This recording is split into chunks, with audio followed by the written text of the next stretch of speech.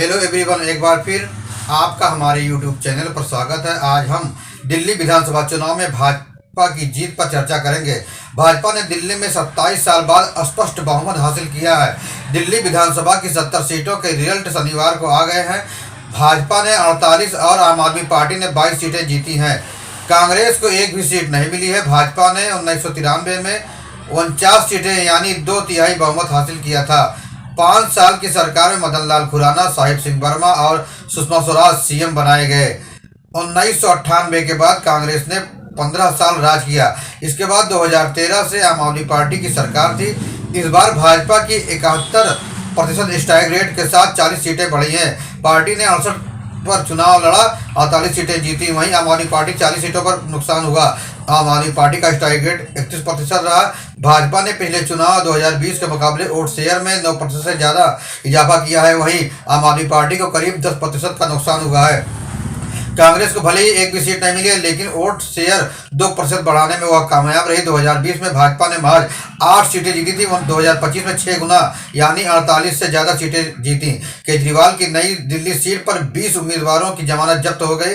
इन्हें मिले वोट 3 अंक तक भी नहीं पहुंच पाए। कांग्रेस के 70 में से 67 उम्मीदवारों की जमानत जब्त हो गई। कस्तूरबा नगर से अभिषेक दत्त 27,019 वोट दूसरे स्थान पर है। इसके अलावा बादली से देवेंद्र यादव 41,071 वोट और नांगड़ोई से जाट से रोहित चौधरी 32,028 वोट तीसरे स्थान पर है।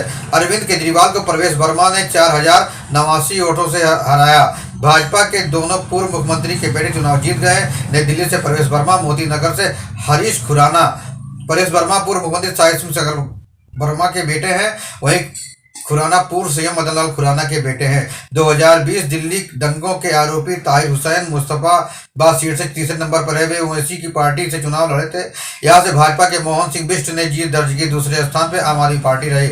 लेकिन आम आदमी पार्टी की हार की क्या वजह थी?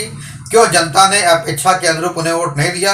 क्यों उन्हें नकार दिया? इसके क्या कारण थे? हम आपको आम आदमी पार्टी की हार के 6 बड़े कारण बताने जा रहे हैं। पहला कारण यह था कि केजरीवाल शराब नीति केस में कुल 177 दिन जेल में रहे। बीजेपी ने अपने चुनाव कैंपेन में इसे खूब मुद्दा बनाया। केजरीवाल खुद को कट्टर ईमानदार कहते थे, तो बीजेपी ने उन्हें बार बार कट्टर बेईमान कहा। केजरीवाल के सरकारी बंगले के रिनोवेशन पर 45 करोड़ खर्च किए जाने को बीजेपी ने मुद्दा बनाया। चुनाव के पहले इसे शीश महल कहकर प्रचारित किया। बीजेपी ने इस चुनाव को पीएम मोदी बनाम केजरीवाल बनाया। प्रधानमंत्री ने अपने नाम पर वोट मांगे। केंद्र ने वोटिंग से 3 दिन पहले 12 लाख तक इनकम टैक्स फ्री की छूट की घोषणा की। इसका फर्क भी बढ़ा क्योंकि दिल्ली में 67% आबादी मिडिल क्लास की है। पिछले चुनाव में मिडिल क्लास ने आम आदमी पार्टी को वोट दिया था।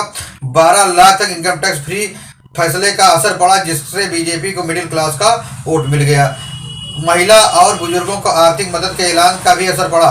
मोदी ने हर रैली में कहा कि हम मौजूदा सरकार की किसी भी कल्याणकारी योजनाओं को बंद नहीं करेंगे। वहीं महिलाओं और 60 से 70 साल के बुजुर्गों को हर महीने 2,500 रुपये पेंशन देने का ऐलान किया।